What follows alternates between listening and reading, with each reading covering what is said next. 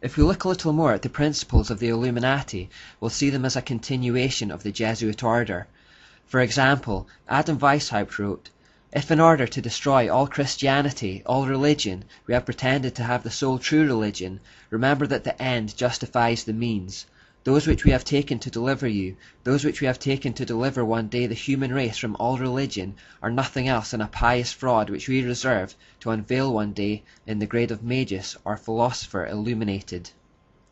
Once again we see that phrase, "the end justifies the means." Everything and anything could be perpetrated by an illuminist as long as the end result was the right one, the advancement of a new type of society. This could, and indeed would, involve even violent revolution and the destruction of property, lives, and society itself. One of the mottos of the Illuminati was "order out of chaos." The idea was that they'd introduce chaos in the forms of wars, fighting, and distrust, and then, having created it in the first place, step in to offer their own self-serving solutions which people would clamber to accept. Using the fifth column, a network of spies would be integrated into society to do the job. In these respects, there was virtually no difference between the Jesuit order that Weishaupt had come from and his new society. The only real difference was that the Jesuits had claimed to be a religious order, while the Illuminati conducted their efforts in a deistic or secular guise. We see in the Illuminati the trademark thirst for control that suggests Ashura's presence. The Illuminati didn't care whether people agreed to be ruled by them or not. They saw it as their right, as intellectual superiors to the Muggles, to impose upon the world what was best for it. The Illuminati were, and still are, a people who despise legitimate authority and work tirelessly to usurp it. When they are in a position of weakness, they work towards that end through subterfuge, deception, and lies. However, they made no bones of the fact that they fully expected to one day be in a position of power, and when that day came, they would rule tyrannically with intimidation and terror. Their ultimate aim was complete control, and they would go to any lengths to attain it. The whole order works within the trademark hierarchy system as well. Some quotes. "The first duty of the reader of this synopsis is to obey the edicts of his Grand Lodge. Right or wrong, his very existence as a Mason hangs upon obedience to the powers immediately set above him. Failure in this must infallibly bring down expulsion, which, as a Masonic death, ends all. The one unpardonable crime in a Mason is contumacy or disobedience. The first duty of every Mason is to obey the mandate of the Master.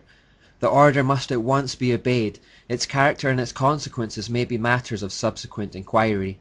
The Masonic rule of obedience is like the nautical imperative: obey orders even if you break owners." Again, just like the Jesuits, right or wrong is unimportant compared to slavish obedience to the hierarchy. Combined with the end justifies the means, there are no moral barriers left between people and the darkest depths of depravity. Superiors would command inferiors to commit a crime, and then, having done it, superiors could blackmail them by threatening to expose their actions. The Jesuits also used confessional booths to blackmail and control kings and queens in this manner.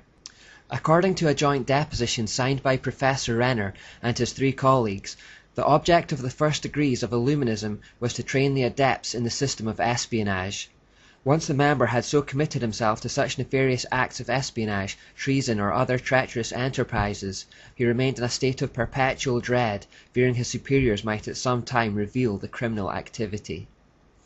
Remember how the Jesuits had various methods of suppressing their conscience and avoiding justice that mainly centered on lying, deception of self and others.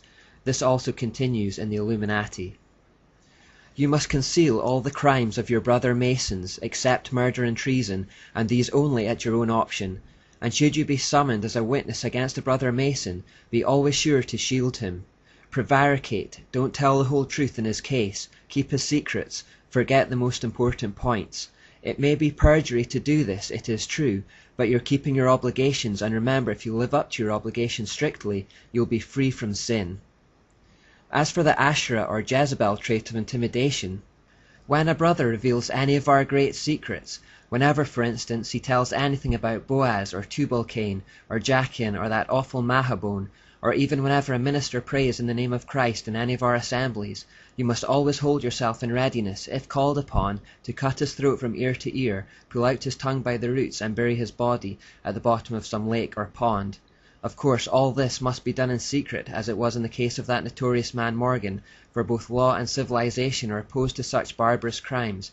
But then, you know you must live up to your obligation, and so long as you have sworn to do it, by being very strict and obedient in the matter, you'll be free from sin.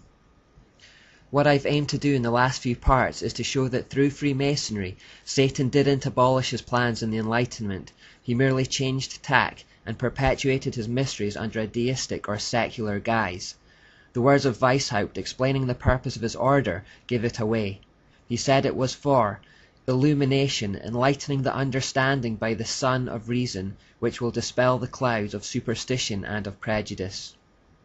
We haven't seen language like that for a while, but the source of this enlightened understanding is the sun, and we know that the sun represents Baal.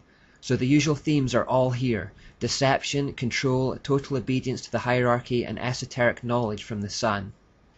In order to conceal the true meaning and nature of their society, Freemasons, like all occultists, make frequent use of symbols to communicate hidden ideas in plain sight. Having come this far in our study, we should now be equipped to decode these symbols when we see them, and so that's what we'll look at next.